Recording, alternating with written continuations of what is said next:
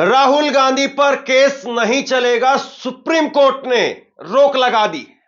इस वक्त की बहुत बड़ी खबर निकल करके सामने आई है। अमित शाह को बीजेपी के अंदर हत्यारा अध्यक्ष बन सकता है।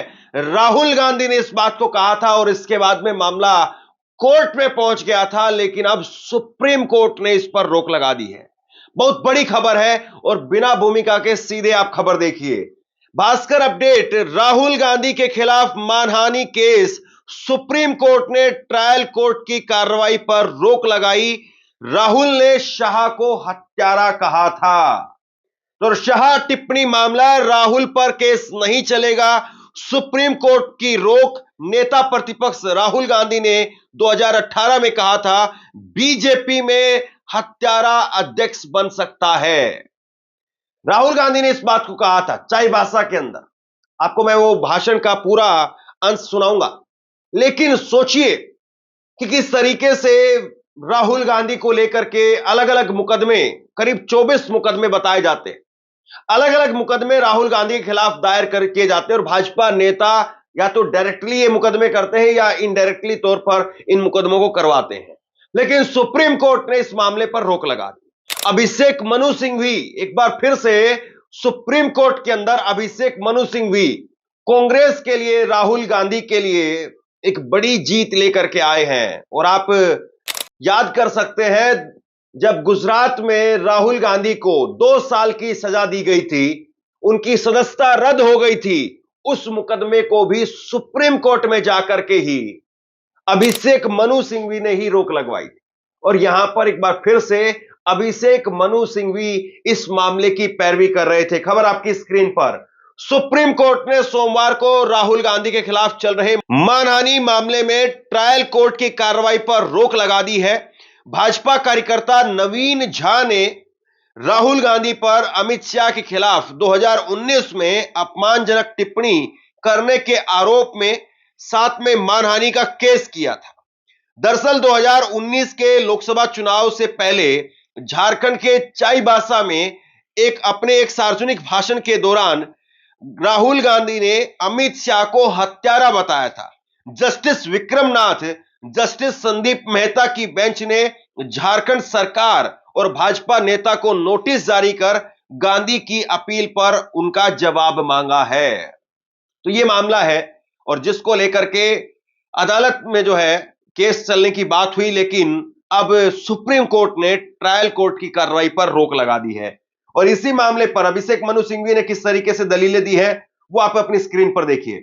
सुनवाई के दौरान राहुल गांधी के वकील अभिषेक मनु सिंघवी ने दलील दी कि कई न्यायिक फैसलों में कहा गया है कि केवल पीड़ित व्यक्ति ही आपराधिक मानहानि की शिकायत दर्ज करा सकता है। उन्होंने कहा कि शिकायत किसी तीसरे पक्ष की ओर से दायर की गई है और मानहानि के अपराध के मामले में ऐसा करना स्वीकार्य नहीं है। गौर से समझिए इस बात को, अभिषेक मनु सिंघवी ने क्या दलील दी जिसकी वजह से यह पूरा मामला जो है वो रुक गया।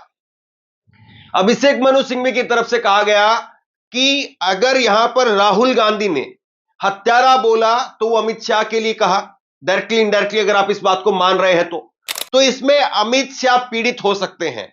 अमित शाह चाहे तो वो राहुल गांधी पर डायरेक्ट मानहानि का मुकदमा लगा सकते हैं, लेकिन अगर अमित शाह को दिक्कत नहीं है या अमित शाह मानहानि का मुकदमा नहीं दर्ज कर रहे हैं तो तीसरा आदमी मुंह उठा करके नहीं आएगा। मोटे तौर पर मैं आपको बता रहा हूं, यह बात कही गई है कि जो पीड़ित है वो आए, वो मुकदमा दर्ज करे तो हम उस पर अपनी बात रखेंगे। लेकिन तीसरा आदमी आकर के कोई ये कहे कि नहीं अमित शाह को इससे दिक्कत है या अमित शाह के बारे में ऐसा क्यों बोल दिया। अगर कोई दिक्कत है तो खुद आए, जिस आदमी को दिक्कत है वो आए, वो आदमी केस करे। और आपको पता होगा गुजरात के अंदर अमित शाह को तड़ीपार किया गया था और इस बात को लेकर के राहुल गांधी ने कहा कि बीजेपी के अंदर कोई हत्यारा अध्यक्ष बन सकता है। तो ये तो फैक्ट है। वो बात अलग है कि बाद में उन मामलों में क्लीन चिट मिल गई, लेकिन अमित शाह को तड़ीपार किया गया था। तड़ीपार वाले मामले में जो है वो अमित शाह की खूब किरकिरी हुई और उसी मामले को राहुल गांधी ने आगे जोड़ते हुए कहा। आगे सुनिए, इसमें अभिषेक मनु सिंघवी कहते हैं कि यदि आप पीड़ित व्यक्ति नहीं है तो आप शिकायत दर्ज करने के लिए प्रॉक्सी कैसे ले सकते हैं?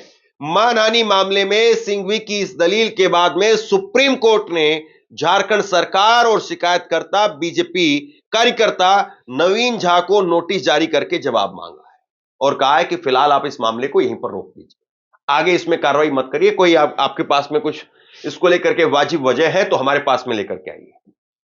लेकिन एक बात समझिए जरा आप, दो बातें हैं यहां पर ध्यान देने वाली।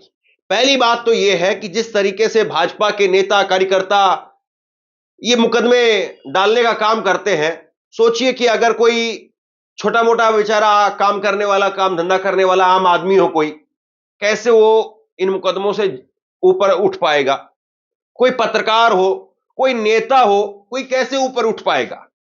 ये तो राहुल गांधी है, कांग्रेस पार्टी है, उनके पास में टीम है, वकील है जो वहां तक लड़ सकते हैं, फाइट कर सकते हैं। वरना अभिषेक मनु सिंघवी की एक अपनी बड़ी फीस है। वो बात अलग है कि वो कांग्रेस पार्टी के नेता है, उनको राज्यसभा भेजा गया है, तो राहुल गांधी कांग्रेस पार्टी से फीस नहीं लेते होंगे, लेकिन ऐसे ऐसे बड़े बड़े वकीलों की फीस आम आदमी तो अफोर्ड नहीं कर सकता है। तो ये जो सारी चीजें हैं, ये हरासमेंट करना, लोगों को परेशान करना या लोगों का मुंह बंद करवाना, ये जो तौर तरीके हैं, इन पर कहीं ना कहीं रोक लगनी चाहिए। अगर किसी को कोई दिक्कत है, अगर कोई फैक्ट है, तो उस पर आप बात करिए कि ये फैक्ट गलत बोला गया है। लेकिन ये कहना, तो उसके बाद में सुप्रीम कोर्ट ने कह दिया कि भैया आप इस पर रोक लगाइए। तो राहुल गांधी की कहीं ना कहीं एक बड़ी जीत हुई है। और राहुल गांधी, आप याद करिए, जब मोदी सरनेम के मामले में उनको जो है दोषी करार दे दिया था, तो भी राहुल गांधी ने माफी नहीं मांगी थी।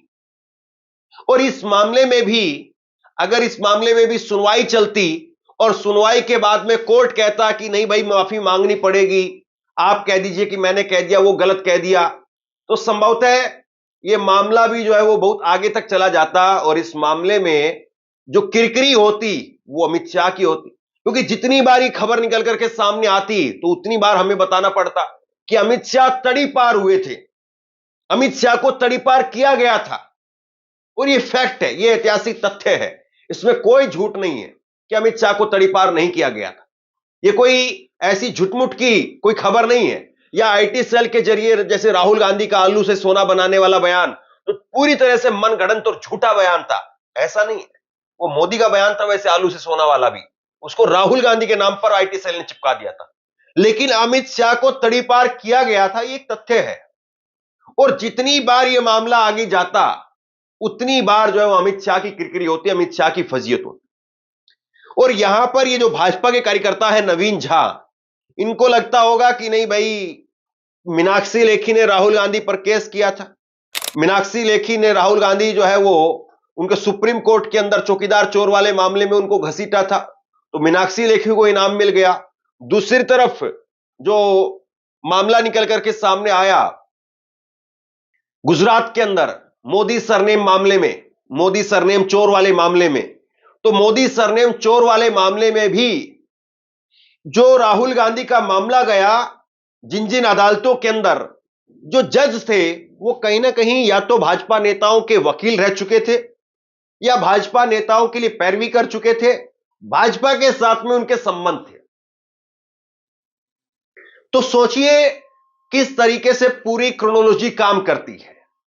अब यहां पर भाजपा के जो कार्यकर्ता है नवीन झा, जिन्होंने राहुल गांधी के खिलाफ ये केस किया, संभवतः हो सकता है कि इनको ऊपर से भी फटकार पड़ी होगी कि आपने गलत मामले में हाथ डाल दिया।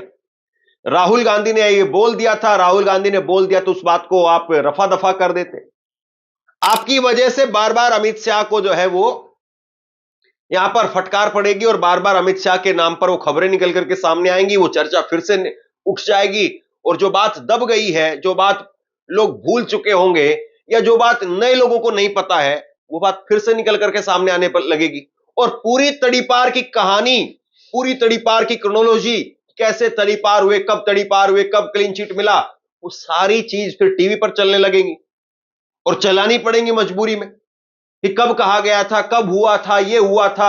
या टीवी नहीं चलाएगा तो कांग्रेस के कार्यकर्ता नेता जो भी डिबेट के लिए जाएंगे वो बताएंगे कि भाई कब तड़ीपार किया गया था, कब नहीं हुआ था।